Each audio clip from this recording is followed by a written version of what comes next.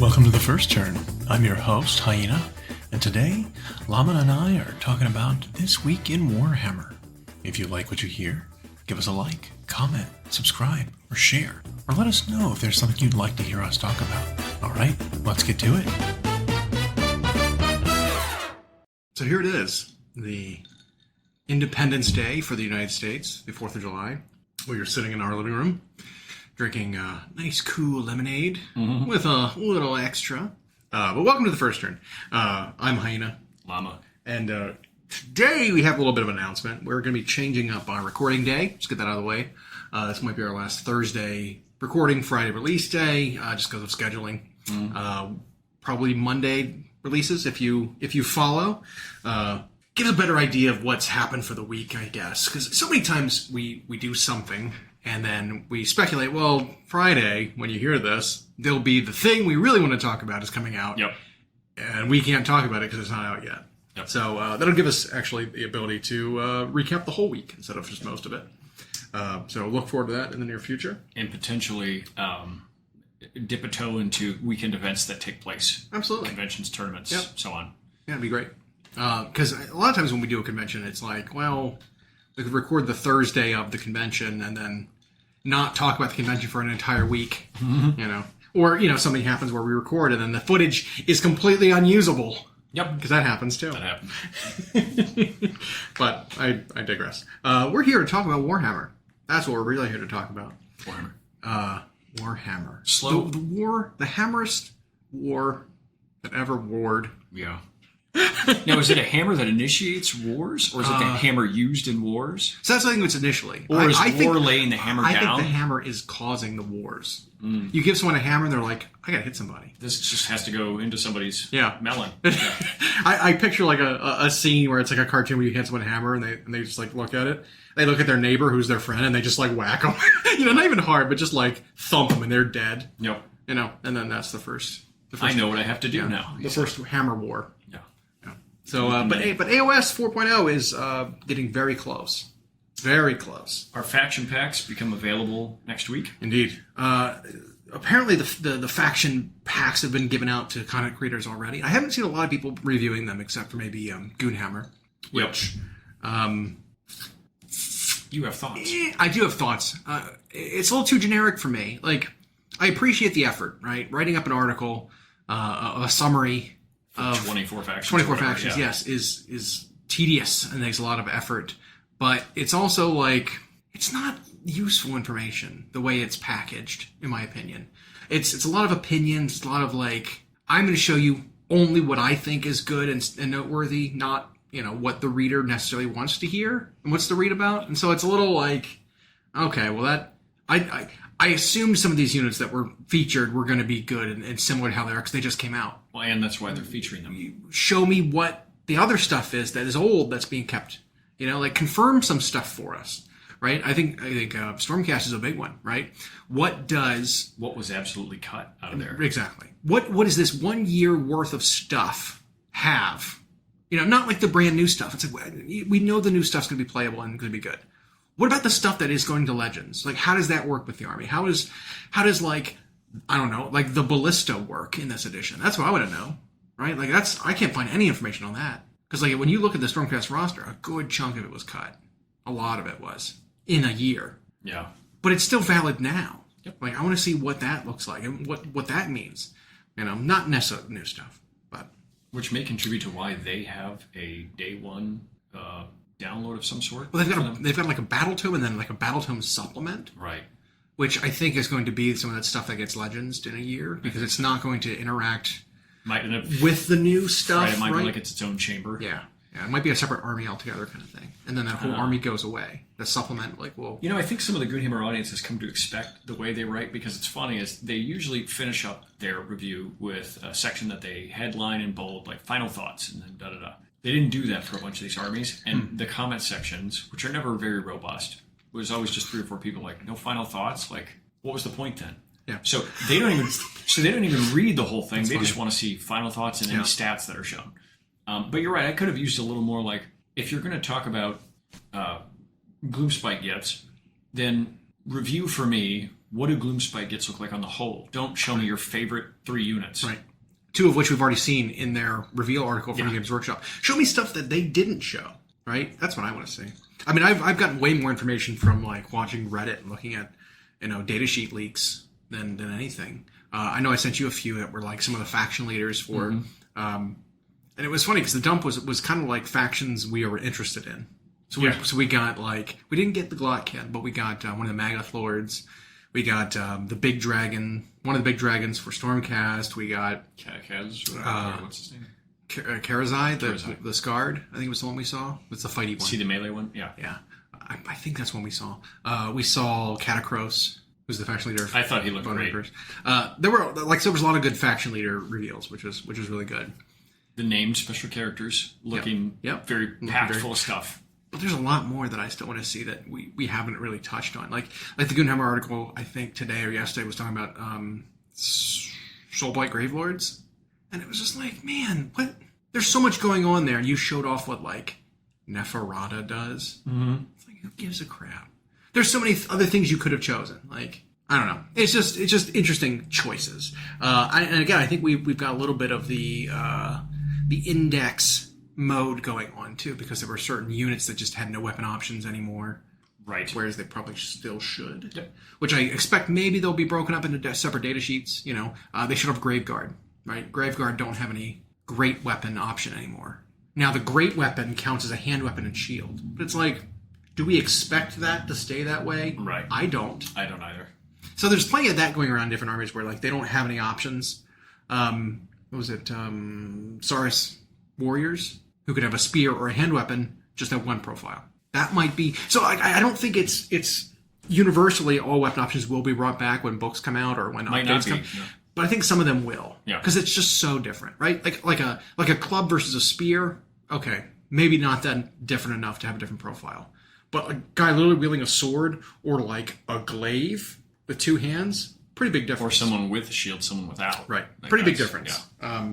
So I do expect a lot of armies to get that kind of a change, but we haven't seen much of it yet. But that's and it's not universal. Some things still have options. And this is the lull week, right? Yeah. Because the stuff starts dropping. They actually gave us a calendar. Yeah, and that was the other part of the big news was we actually have a release schedule for when we're actually going to get the rules. Starting on, I believe, Monday, which is the 8th. We're going to get. They're going to run through the different. Faction packs, basically. They're going to start with the Spearhead.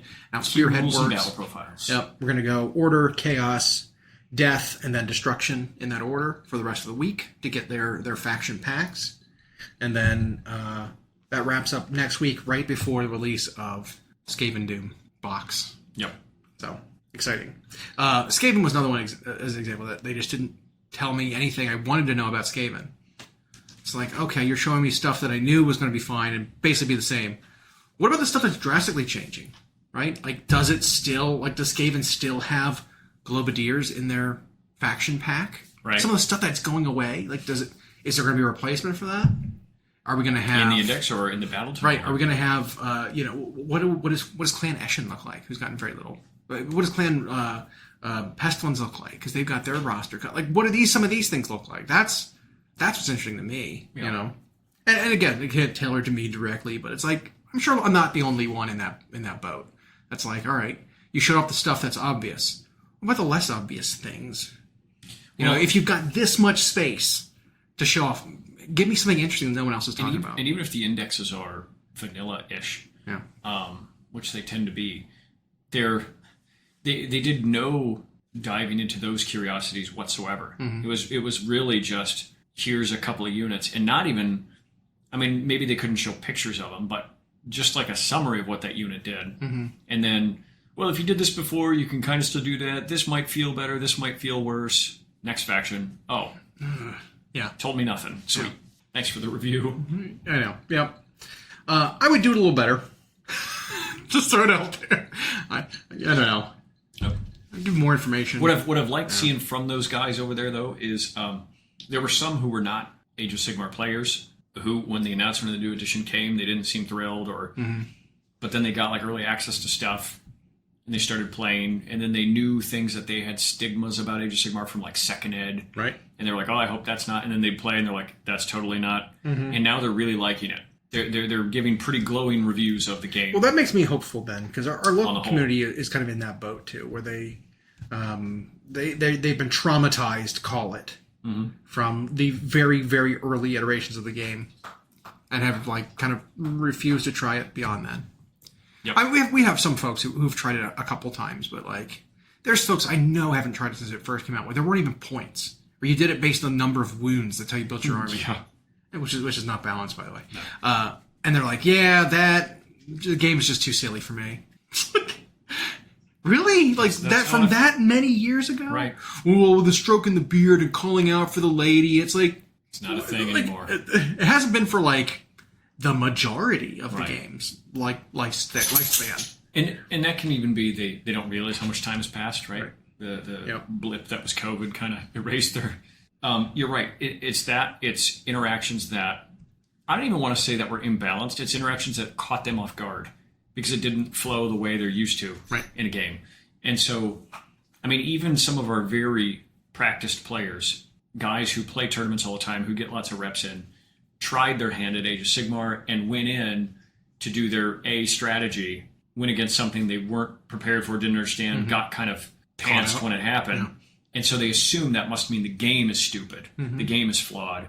And it's like, well, you went in. I mean, if you were playing War Machine, which is a very tight game, and you walked up too far, half an inch, and got in range of a Warcaster that had an ability that can all-in you and assassinated your Warcaster because you walked up half an inch too far.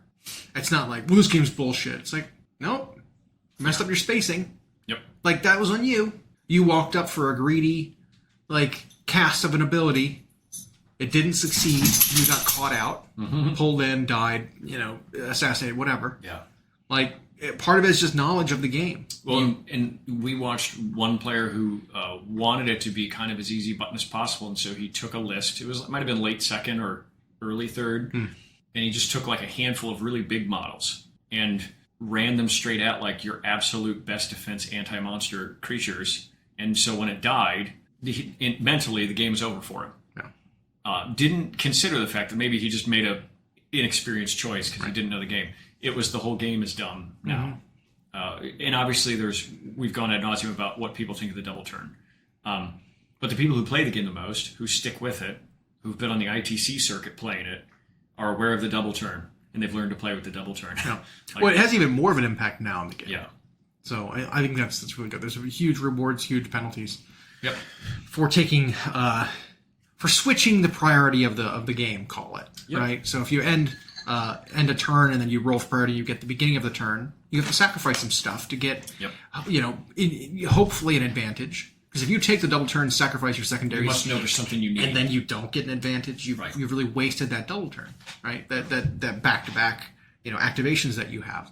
And so it's like there's a time to do it. There's a time not. Even if you win the priority roll, you still might be like, nah, I'm not taking it because I don't push enough of an advantage here.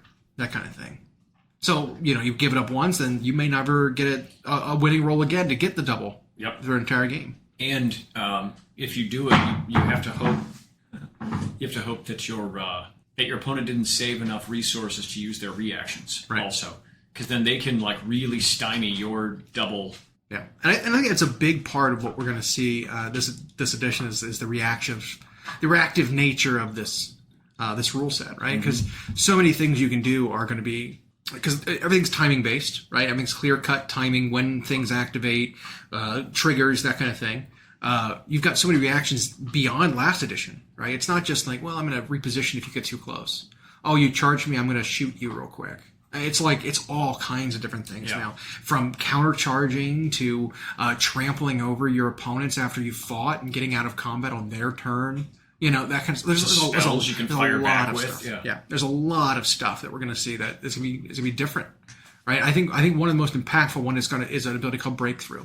Breakthrough is going to be crazy, I think, because it's based on your health. The health of your model determines what you can break through or run through or trample through or whatever it's called, which basically lets you at the end of the turn, one unit can disengage, deal damage to the opponent, and then they don't have to end up in combat.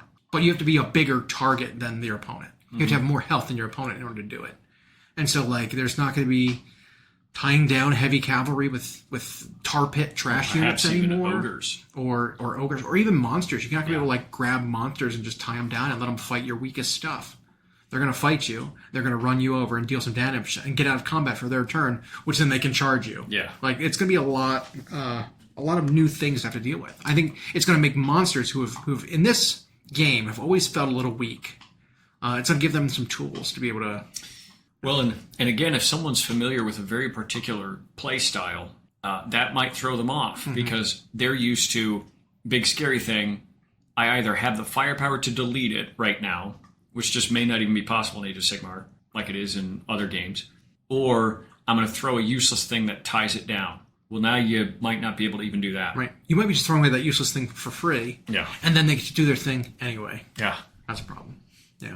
And possibly get like free movement out of the deal because of the breakthrough or whatever. Yeah. Whereas if you didn't charge them, they would have to stop at you when they charged you next time. So, like, I think screening is going to be a big thing. I think spacing is going to be huge. I think figuring out your, especially your screening distances, right? Because everything fights in 3. Yeah. A pile-in with a 3-inch reach might be able to threaten something in the back that you didn't want to be threatened, and then all of a sudden it's pulled into combat or killed, like a support character or something.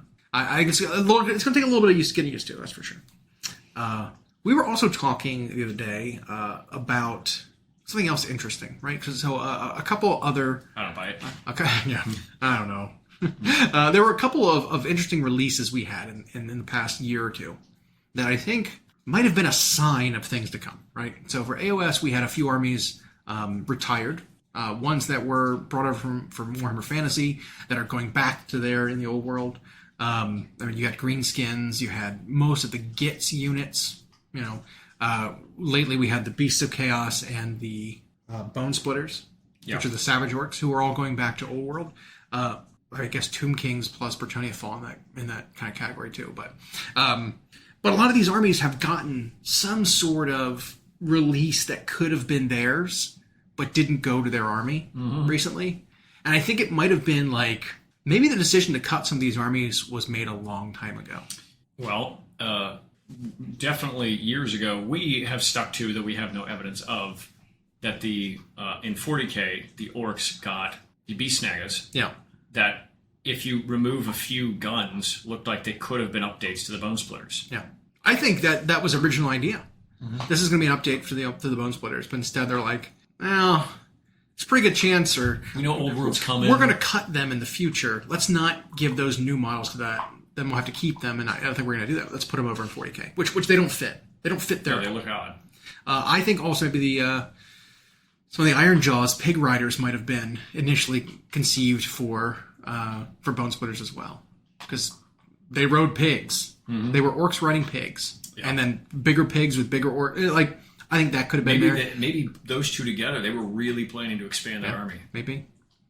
Especially because they are releasing the orc pack combined. They didn't. The Iron Jaws and Kobolds don't have their own battle packs when they release. Yep. They'll be packaged together, which I think is interesting. So I don't know. I kind of feel like some of those releases, Tomb King's spiritual successor of the Ossir Bone Reapers, I feel like could have absolutely been a Tomb King's update that they turned into something different. We suspected that when there were like hieroglyphic looking runes in an undead story and like the Hammer Hall thing or something. Yeah, big time. And it was like, are they bringing Tomb King? It was Ossir Bone Reapers. You're right, very much a successor to. But just the fact that Ark in the Black stayed around, and he's leading the Bone Reapers now instead of Tomb Kings. It's kind of like, okay, I get it. Is he though when Catacross is there? Factions? They do. They've got different sub factions. So he's got the Myriad. Null Myriad is what they're called, the anti-magic skeletons.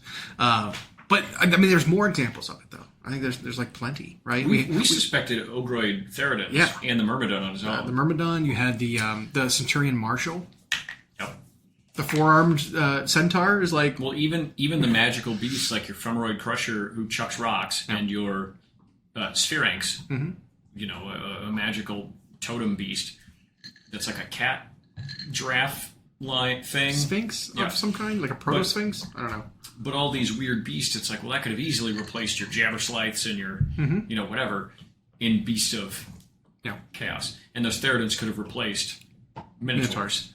Because they're Minotaurs, which is like humanoid faces instead of bull faces. Yeah. But like thinking back to that, it's like, maybe. Instead, it's like Slaves to Darkness. Maybe. That's why they did that. Because they're like, well, Beast is getting cut. Let's just put him in the army that we know is staying. Because they really don't feel like they fit in Slaves to Darkness. It's kind of weird, right? Yeah. It doesn't feel right. And so it's possible they then wrote that quick story about, well, on the plains of whatever, they used to be their own civilization, and they felt abandoned, and Archaon picked them up, gave them a job. Yep. But I'm hoping that it's actually making way for something else, right? Which we had talked about before, which was that Beasts of Chaos don't feel like they ever should have been, at least in AOS, a part of Chaos. Oh. They're much more of a destruction, a force of destruction. And that's all they do. They came up with Kragnos, right? A big centaur. And he was for destruction. And he has a history with his people, and they're all gone for now. Maybe there's rumblings of them and, coming, whatever. But maybe Beasts of Chaos needed to go away before they could expand on a Kragnos-themed faction where it's his people. Yeah. Well, it makes you even wonder if that could have been a part of it, too. If those Theridans and those Centauran Marshals and that sort of stuff would have been a part of it, but they just went different directions. They pivoted at the last second. Yeah. And you're right, because Beast didn't feel chaosy in Age of Sigmar. The way they're fluff-read, they didn't serve any of the Chaos deities. They didn't have any... They didn't even draw their power, I think, from them. Because before, in like Old World, they did worship 4 deities, basically, that gave them... The Crow they were the Chaos Gods by different names. They absolutely did do that. You see that in like Total War, right? You can raise totems to different aspects. And then they do the moon thing. Yeah. And so it's like, it doesn't really fit here anymore, Yeah. And all they do is show up and destroy stuff. Yeah.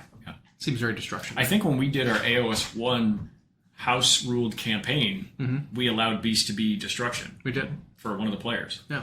It just made sense. Like I said, it makes sense. Like, and we could, again, be seeing some signs of that, right? Maybe it's just poorly timed, though. Like, Kragnos should have come out later. Yeah. When they'd already made this change. And then he gets his own faction. It's like a faction leader to it. That'd make more sense. They kind of just like released him way too early because he doesn't really fit. There's not really any other character like that who doesn't have their own army who just you can slot in, right? Like Nagash is like, okay, yeah, he can be in any Death Army, but he's got an army. Gotrek, I guess. Gotrek was weird though because like for a while he was part of Age of Sigmar and they've like kicked him out of it. So he's a weird one. I don't know. Gotrek's odd. Like Kragnos. A little odd. A little odd like Kragnos. Now, but however, we do at least have 2 dwarf factions where if they wanted to, they could give them a hug. I'm thinking maybe, because there were talks about, in the fluff with the white dwarf and with Gotrek, of doing something with traditional orcs. Doing something with traditional dwarves. And going back to some of the traditional dorks. The dwarven holds and that sort of style. Because there is still kind of a demand for it a little bit of old sort of Tolkien, but you don't go you go fanciful, right? You don't go just basic ones, or you go very basic and you don't go fanciful. Like you have to differentiate yourself from those Tolkien dwarves. And if they're going to do it, I think it'll be a while, if only because they want it to be different than the old world. And now they've done that in that you still have kingdoms of guys who mine precious minerals. They just are in the sky now, or in magma caves. They could do a third one that's another element we're not even thinking of. Yeah.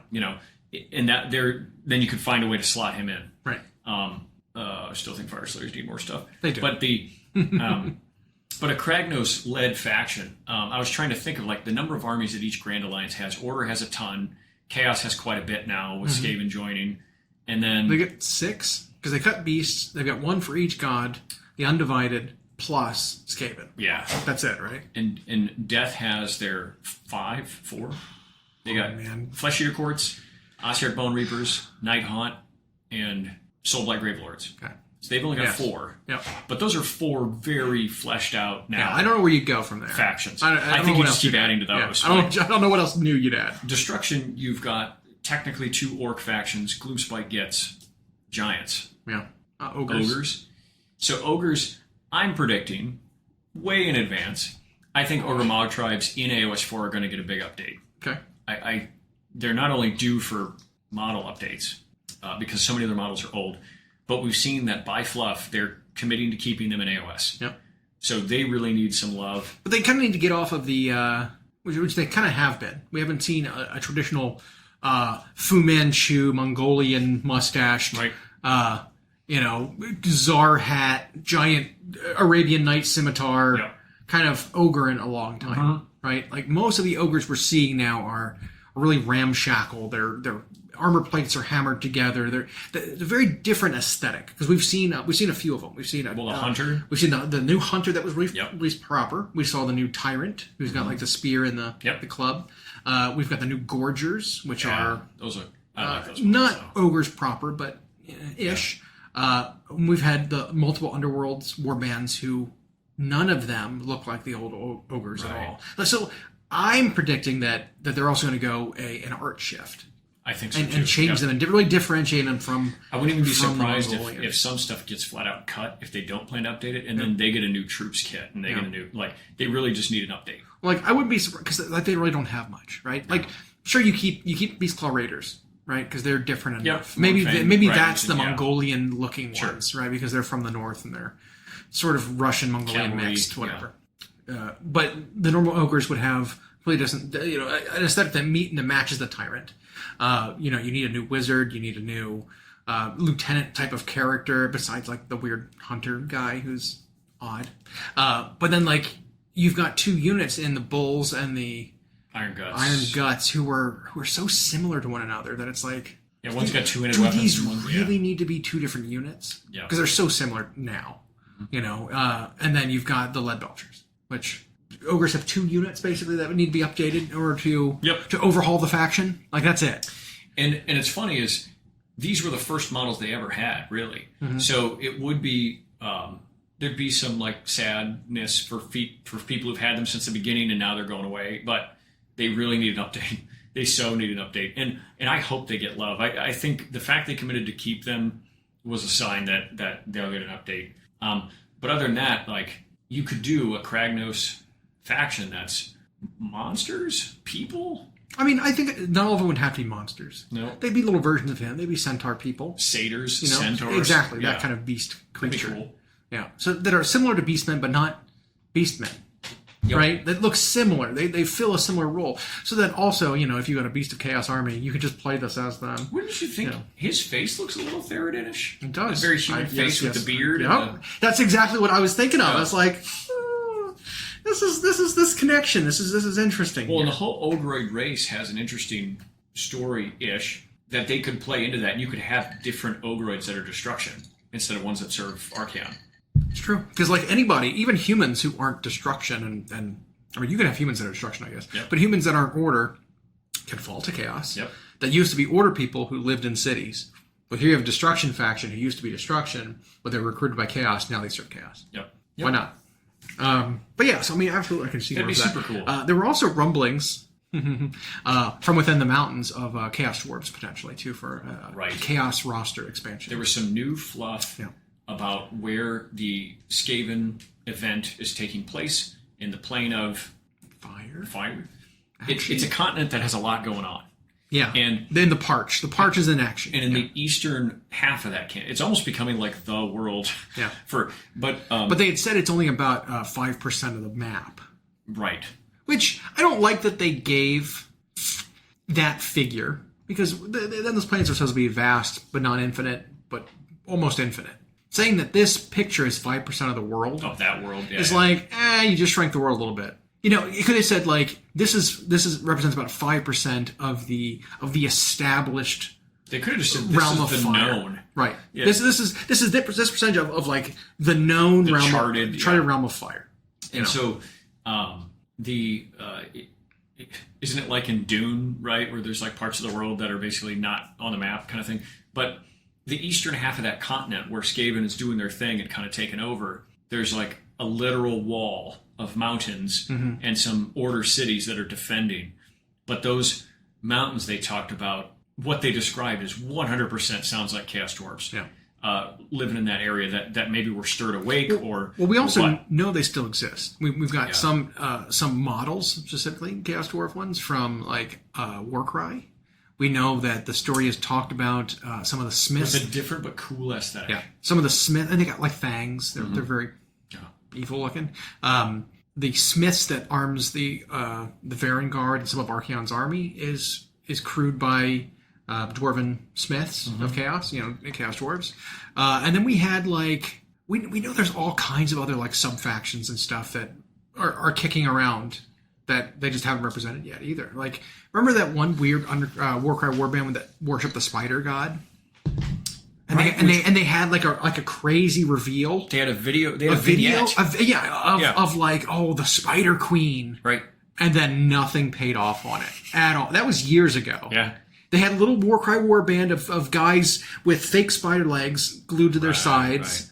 Right. And it was like how the ones who worship Karanak wore the little flesh hound heads and stuff like that. It was that. It was like, who is this Spider Queen? Let's never talk about it again. Let's never talk about her again. Completely forgot. It's really funny. Because it's Diablo 3 or yeah. So, I mean, there might be some more stuff kicking around, but I 100% Chaos Dwarves are going to get some kind of army. What that says to me, the fluff nerd in me, is there's people working on this setting who love it and who just keep finding imagination corners to put stuff that they can bring up later. But the Chaos Dwarves seem like one of them. The fact that it featured in some like index fluff or some core rules fluff for this edition in the Skaventide event could mean...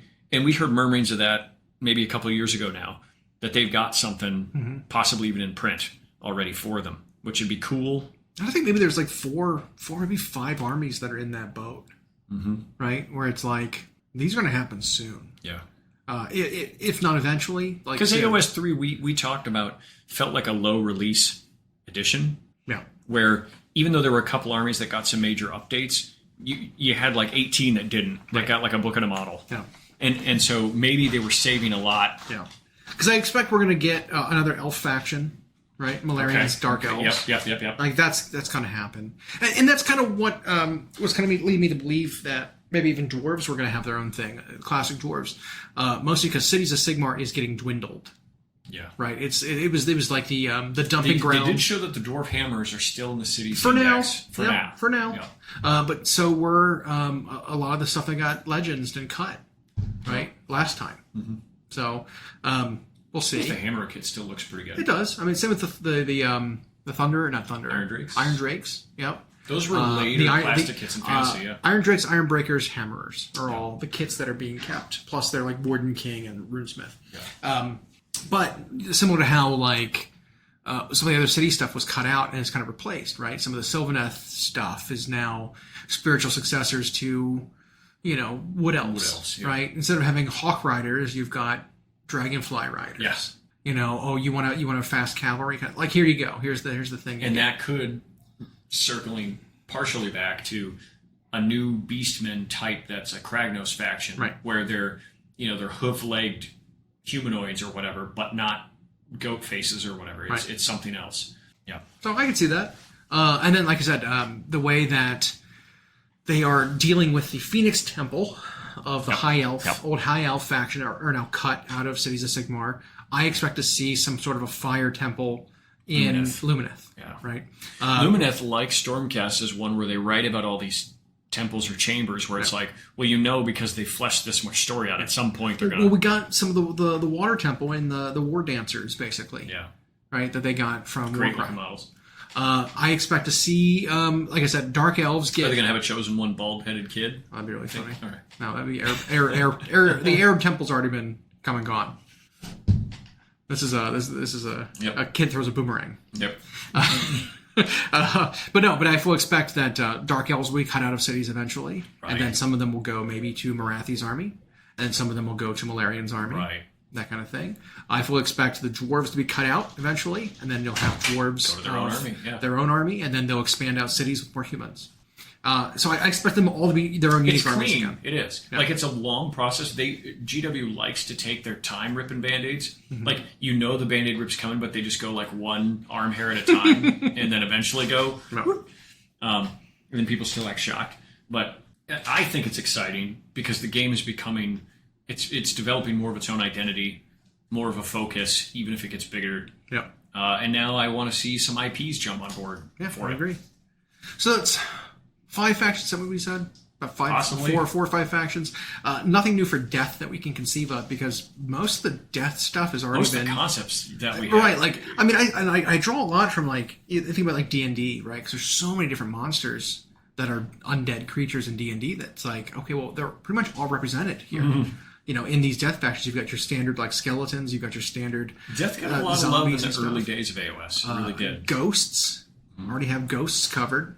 Zombies. You've got your ghouls, skeletons. It's like, what else? What else is there for undead creatures beyond those? They just have to be fanciful in terms of whenever those armies come back around, you do new constructs for Ossiarchs. Like, I could see them getting a second battle line choice for crying out loud. Yeah.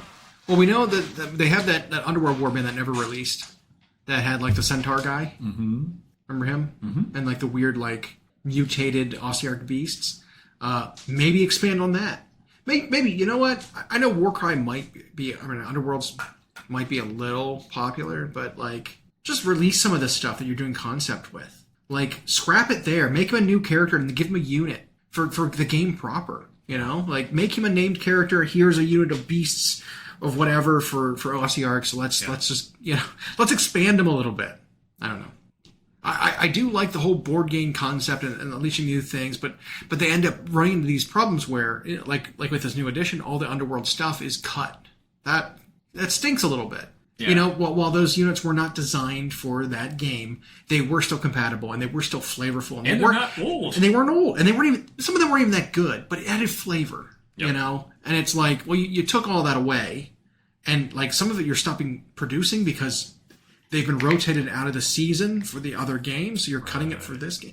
It's just, it's a little weird to me. It's like, if you would have released them for the game proper too, rebox them and whatever. We thought that when there were Underworld's warbands that came out, and maybe not the whole warband looked good, a lot of it was like generic guys, but there'd be like one guy in the unit that was so unique, but still fit the faction. It's like, man, if they did a unit of those things, or did a character with that, and then a unit that was there's a lot of that. Yeah. Yeah. Almost every warband has like, oh, that guy looks cool. Do a unit of that. Now, with Blades of Khorne, they kind of did. They gave them a new priest figure. Yeah. Because their latest Underworld warband is radically different from the Blades of Khorne, who all are just blood warriors. That was so different looking. They're like cult shamany unit, and then a brute ogre that's a mutated, like, it was like, that would be neat to see all that in. I don't know if that one's getting cut too from their faction or what. Yep. But yep. Yep. I think it might still be available in Underworlds because it is in Underworlds, right. But it's not like none of the Underworld warbands are going to have valid rules. Yeah.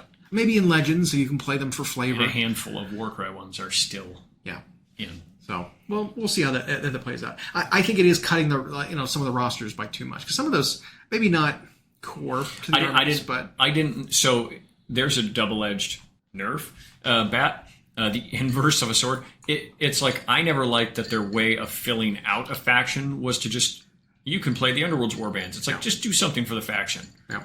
But now that was the way you tried to fill them out, and now you're just cutting them. Well, you better have something on the way, right? Because the faction's going to need something. Better have something on the way for every faction. Yeah. You know? We'll see. Like you said, hopefully this is the year for AOS to get major releases. Maybe this is the year they get focused on. Because if you look at 40K, hell, even Horus Heresy, they've released about all they need to for a while. Horus Heresy got it's so much stuff. An enormous amount of what else do they kits. need to release? Just put Horus Heresy on pause for a while. Because they did so many Marine kits in plastic. Yeah. It was so many weeks in a row that was like, here's 12 new kits. Here's 4 tanks that are large. Yeah. And then they did Solar Auxilia. So all Imperial Guard 30K era plastic. Yeah. Here's AdMech now. Plastic. Yeah. Like, wow. And then here's Legions Imperialis alongside it.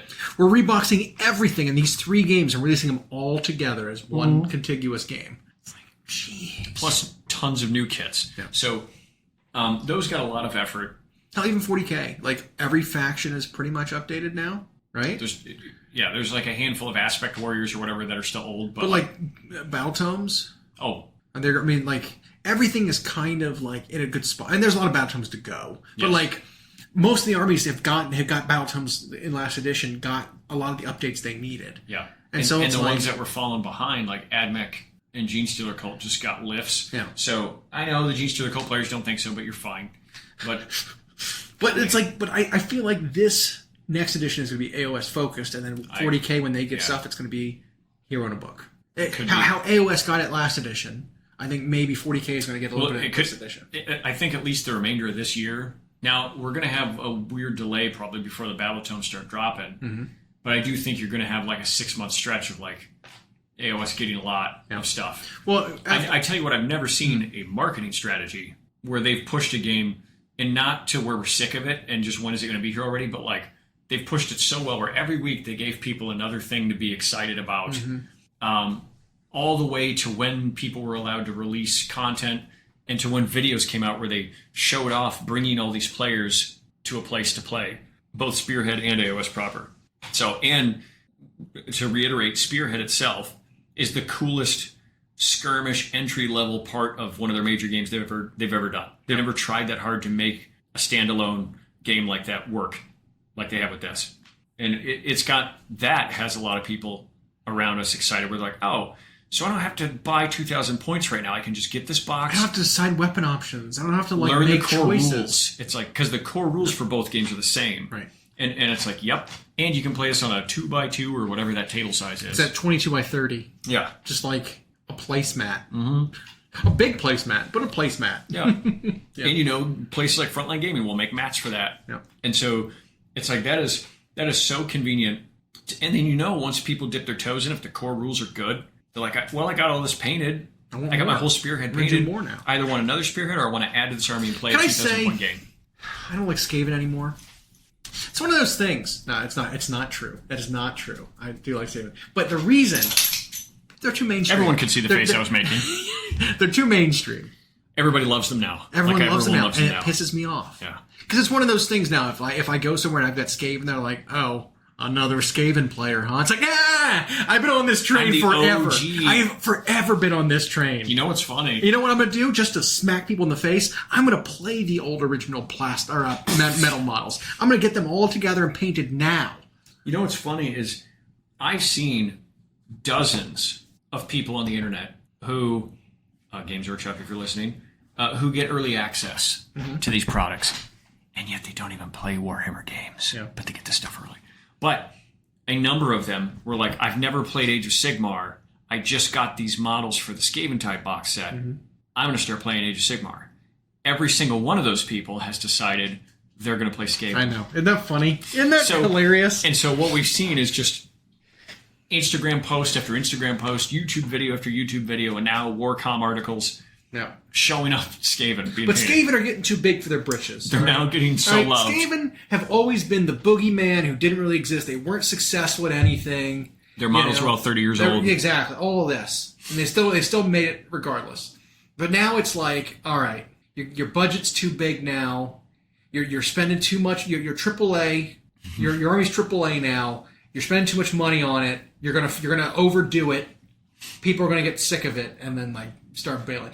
People like me are like, I remember when they were good back before they had any support. It's your Rick and Morty. It's your Rick and Morty for sure. Good. It's that kind of thing, right? Where it's like this was good when no one knew about it. Yep. And it got a tiny bit of support. Now that it's getting all the support and the budget is huge and everyone loves it, it's like I don't like it anymore. The city of Boston in sports. The city in of sports. Boston. Just in sports. general. In sports. Fuck you, Boston. Because their whole thing was they had these loyal fans and a culture there because the Red Sox never won and the Celtics hadn't won since the 80s and the Bruins hadn't won in forever and they had all these sports teams that weren't winning and then all of a sudden all of those teams won a whole bunch in like a 1 decade period. Yeah. And then their budgets became huge for all their teams, and now everyone knows about it. And so it's like, well, you fans don't get to do the underdog. And then their loyal fans who were there forever were like, I kind of miss being the underdog. I miss the grind. Yeah. I liked that it was a big deal when we overcame the Yankees in baseball or overcame the Lakers in basketball. Yep. It's like, nope, now you guys just are expected to win. Yeah. That's what I see happening with Skaven here. Yeah. It's like they're the Boston of Age of Sigmar. Yeah. Yeah. And we've been wanting support, and we've been wanting it too. But now they get it. It's like, oh, as long as this podcast has existed, you've talked about. We've had some point in every episode where it's like Skaven's 30-year-old models, and here we go. But now everybody immediately was on them. Yeah. And I wonder if GW went into that thinking it was a risk. Like do we port Skaven back to the old world? Do we stick with the Age of Sigmar? If we do it, we got to do something big. Is that going to be a big investment that flops? Right. I think so far they can say it's a success. Well, because then we've also seen, so we know with the Skaven type box, so the way the schedule works, let me back up, is we're getting indexes here in the next week to be able to play the game. We won't have core rules probably until the Saturday, but you want to look at your data sheets for your units and at least see what's going on, right? Before we know what the actual wording, the general handbook and stuff, all that. That's coming out Saturday the 13th, which is fitting, by the way. That first, Skaven's number 13. And the General's Handbook, they did say the seasons are going to last a little longer this time. That first General's Handbook's good for a year. Okay. They thought quarterly was insane. Quarterly is insane. That was too much. But, again, I maintain that they were doing quarterly because they were play testing core rule changes for 4th that they wanted to test out and see if they worked. That could be, yeah. And they did. And then they're all basically pretty much in. Yeah. So 1 year also gives a chance for game maturity. I know people nowadays get bored easily, and they want to move on to the next thing. But I think the battle tomes will be enough for that. And a General's Handbook once a year, I think, is fine. That's probably fine as long as they're doing still their FAQs and their points changes. But I feel like the first 3 months of this edition is going to be asterisked. Yep. With General's Handbook, because it's like, can you really call that the full game because nothing is getting real support yet? This is just a launch. This is people getting their toes in, right? I feel like when the first proper battle tomes start coming out is when the game edition is really starting. Yep. But we know it's preseason. Yeah, exactly. Yeah. That's a good way to put it. This is preseason. You get to scout out what some of the teams are working with before you actually see them play against one another. Shake off the rust. See which players fit the roster. We've got that on the 13th. There will be a code in the box for a campaign to be able to play the game and fight the battle between Stormcast and Skaven to see what the fate of the city on the edge of the Vermin Doom, whatever, lands. Whoever wins the campaign gets to see their models that are supplementing the initial release first. Kind of like what they did with Leviathan. For that one planet and the Tyranids versus the Space Marines. And what a lid they've kept on some stuff because they've only accidentally leaked one model for each the Stormcast and the Skaven. Which I didn't see the leaks for. I guess I did see one of the leaks for the Skaven when I saw a face. Like a blurry photo of a face, and that ended up being the behemoth that they showed off. But you're right; they're keeping a massive lid on these leaks. We haven't even the indexes didn't leak that early. There's going to be so much being released for both armies. I think so. Similar to how Space Marines got all right, well here are new Stern Guard. Oh, well here are also new Flamer unit for their infantry battle line guys. Here's new Terminators. Here's 3 new characters. It's like. There's so much you're releasing. I think we're going to see the exact same thing for both of these armies. Yeah, like 8 kits, possibly. I think we've got 3 weeks before the results get finalized. We know the results of it after about 4 weeks total, and then we'll start getting maybe 1 week will be Skaven's going to win. So Skaven's going to see their stuff first, right? I know. And then 3 or 4 weeks after that, Stormcast stuff gets shown. Right. And who knows when it gets released in the middle there. At least if people are playing fair games. And what I mean by that is for one, I think people like Skaven and we're seeing their popularity. Yeah. 2, if you're just playing with the contents of the box alone, it seems like in 100% of games I've watched, the Stormcast win. Yeah. They are just better out of the box. Yeah. Because it's clan rats versus very elite. Yeah. Yeah, there's a couple. Every single unit in Stormcast is very elite. There's a couple of the Stormcast characters alone that the Skaven guys just can't really kill. The Rat Ogres are the best chance to kill them, but they're on 5-ups with 4 health, so they better be cheap. But that said, if people are just playing games and reporting, I think Skaven will win, and we'll see it first. But it doesn't even need to be fair, right? Because we're going to get indexes. During Leviathan, they put a disclaimer that even if you don't play one of these factions, you can be fighting on behalf of them. Yep. Report for whoever you're playing. And we thought our initial, because we had known GW campaigns, major campaigns from years ago. They hadn't done them in a while like that. And it was always, no matter what, they made the Order or Imperium side win. They hold out. They successfully defend for long enough that it was... Reinforcements show up at the last second. Exactly. It's on the 3rd day, look to the sun. Right. It's that kind of thing. And then we were surprised when it was nope, Leviathan won. Leviathan, that planet's gone. Yeah. Dang. Okay. Yeah, and it was like because it was funny because the margin, the victory margin was like 51-49 in favor of Tyranids, and we're like, oh, how much you bet the last day it's gonna flop? It's gonna be 51-49 Space Marines after that last day of defense, right? And it was like last day, here it is. 52-48 Tyranids. It's like, oh, we actually gained a lead. All right. Yeah. Fair enough. So it might end up the same. Because I know a lot of people will be interested in seeing Skaven stuff. Yeah. Because again, they just haven't gotten new stuff in so long that it's like, correct. I want to see these first. Whereas it's like, I'm sure there'll be new Stormcast that will replace a lot of the stuff we're losing, and it'll look good. It'll be fun. But Stormcasts are new replacing new. Like Skaven are so old. And we want to see if there's anything genuinely new, like a totally new concept. Right. I was thinking about because if the Tyranids again are an indicator, they got like 4 units they didn't have before. Yeah. So it's like we could see that. What I was thinking about is we could actually see more than we thought, because there's plenty of stuff kind of showed off in the stories and stuff that could be alluding to things they're getting.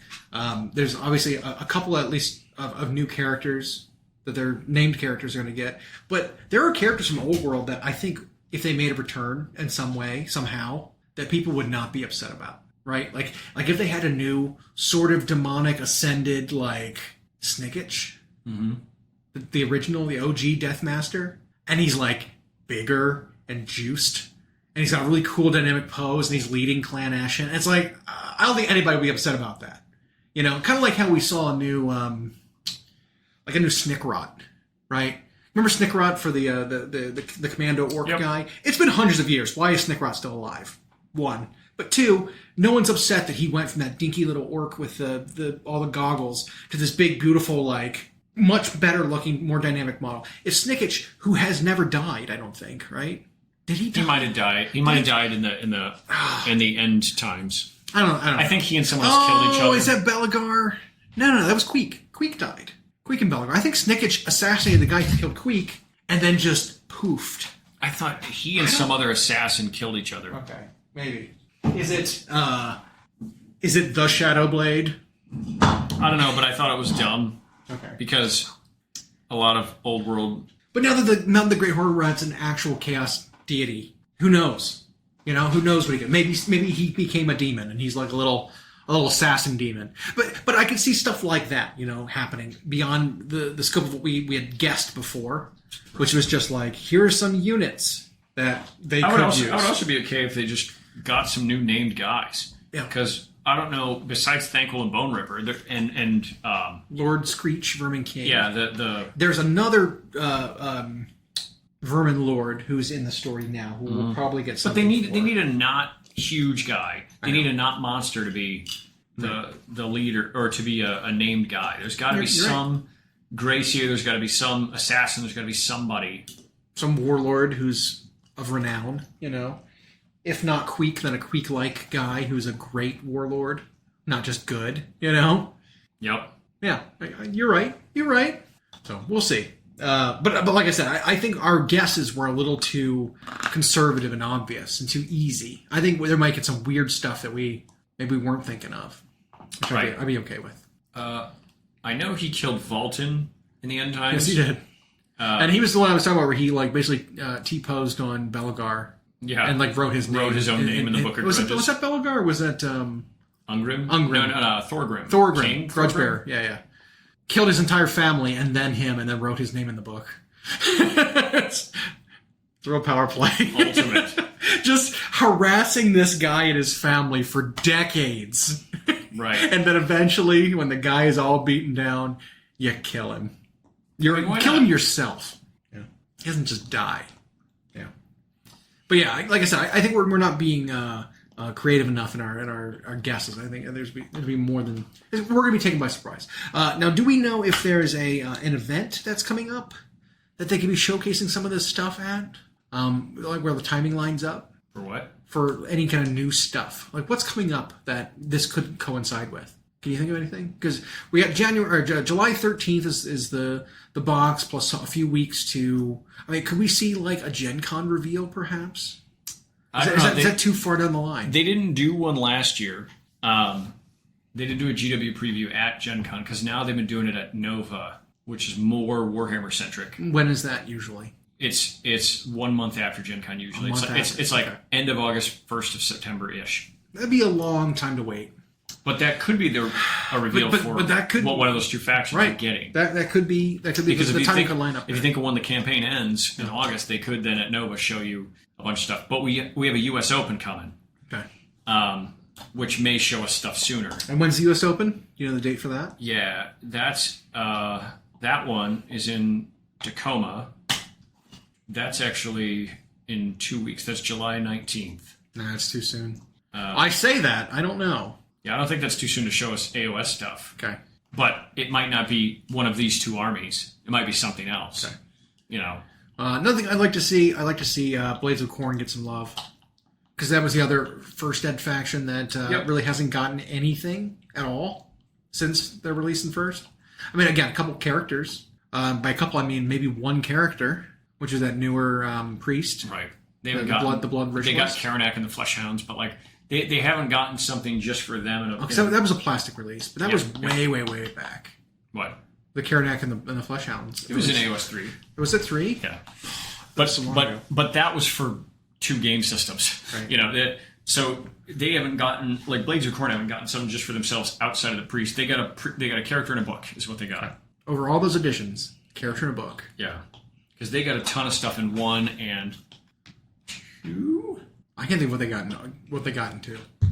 And then pretty much waited. Yeah. Woof. Yeah. That weekend of July, whatever. Dang it, I won't be here. Could be interesting. Yeah, and so we're going to have a little bit of a weird release schedule here coming up, just because the weekends become busy. Schedule change, and I've got about a 4-week stretch, 3-week stretch. There's a whole bunch of time I'll be elsewhere, and so it might just be me flying solo those weekends. So enjoy getting used to my voice. Yep. I might call in for some stuff like from Gen Con. Yeah. For sure. For the preview event, man, I'd like to at least watch it. And then I'll be back on like Sunday nights or something. I can do that. But a lot of exciting stuff coming up. For sure, AOS has been our focus for the last few months in particular, but it's also because it's like our favorite thing. Yeah. And getting a little bit of spotlight, getting a little bit of like community attention is always good, because it is a really good game. And if you haven't tried it, I would recommend. At least wait until 4th edition comes out, so you're not trying old rules and getting bad habits. And they're try it out. And we know Games Workshop's in a pattern now with their 2 main games where they're basically 3 years cycles, and then they do a new edition. Can't help themselves. Even when they're doing good stuff, instead of sticking with an edition and just revising it or doing seasons, they're like, well, let's launch a new thing. Let's reinvent the wheel.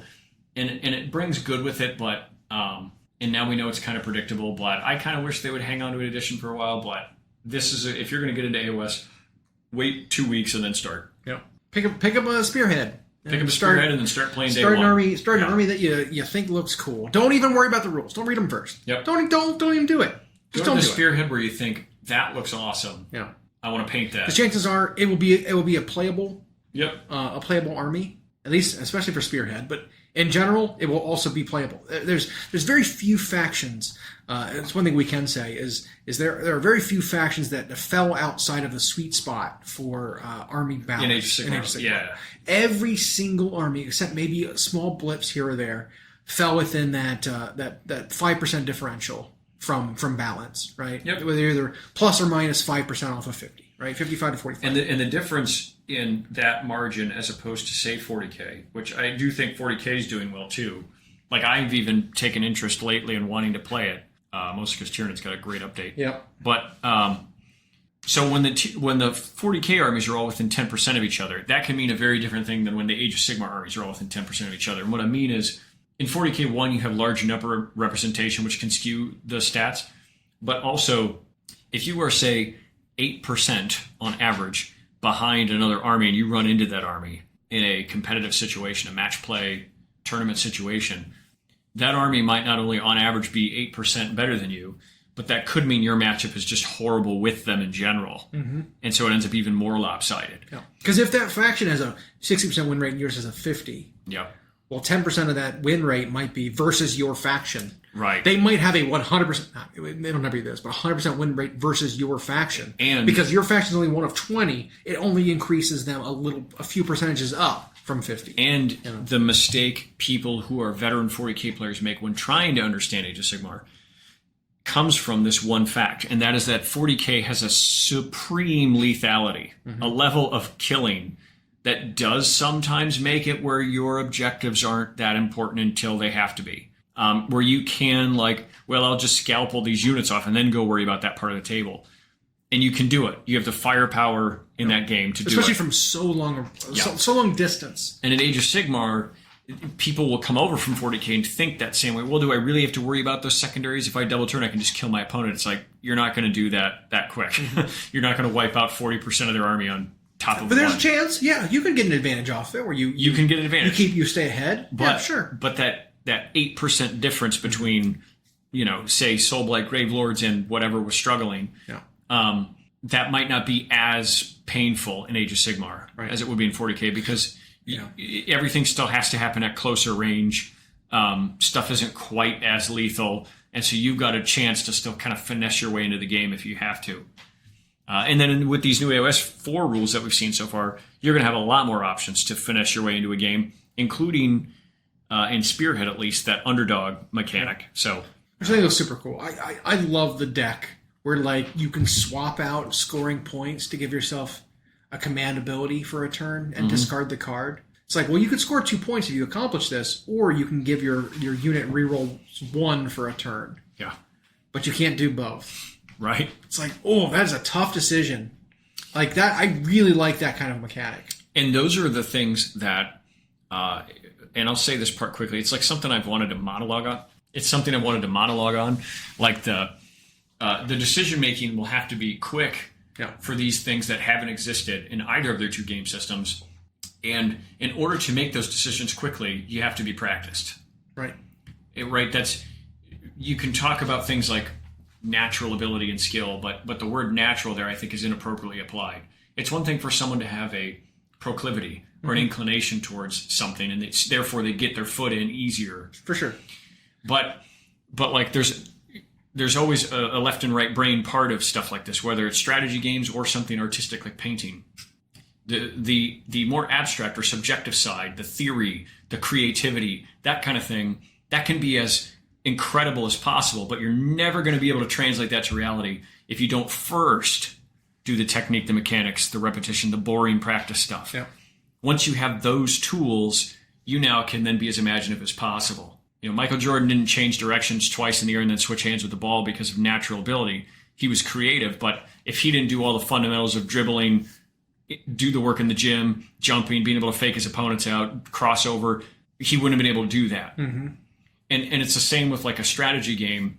You can have this creative idea of like, I'm going to use this stratagem in the coolest way. We have friends even who can theory hammer to the moon, but because they never practice the fundamental things, they don't get that moment in the game to use that creativity. Right. The mechanics come first. That's your toolbox to make the imaginative possible. We've also got like just non-clinical testing environments too, which is another thing that I think a lot of our close friends kind of struggle with is they each will try to come up with a creative idea, and then test those creative ideas out against the opponent's creative idea. So you're never actually getting good results out of your experimentation. It's like subjective results. Right? You're not fighting against, especially when prepping for a tournament. Like 100%. Like if you're playing a home like a pet project versus a pet project, you learn nothing from it. If you're playing your pet project versus the slew of net lists, the meta lists that you'll probably be fighting against, now you can see how your experimentation is going to play out versus that. And admittedly, that's not as fun, but that's the work that goes into it. Because that's part of the problem, right? Is that you don't want to put the work in of just play testing. Right. You also want to have a fun game and try your new thing, and your opponent does too. Yep. But it's like someone's got to not have fun here in order to just play and be your punching bag. Basically, play this boring list correctly, so you can see what you need to do against it in order to win when it comes to those sort of situations. And we fail a lot of the times in that preparation, I think. Yeah, and I've got similar thoughts, but it's a kind of a long-winded spiel, 3-course meal as it pertains to painting and how that applies. But we can talk about that after the break. The fuck does that mean? Thanks for joining. We hope you enjoyed. Follow us for more of our weekly episodes on YouTube podcasts, Spotify, and Podbean. You can follow myself and Llama on Instagram. We are at Llama Paints Minis and Hyena Paints Minis. Music provided by Kevin MacLeod at incompetech.com. And as always, we'll catch you next time.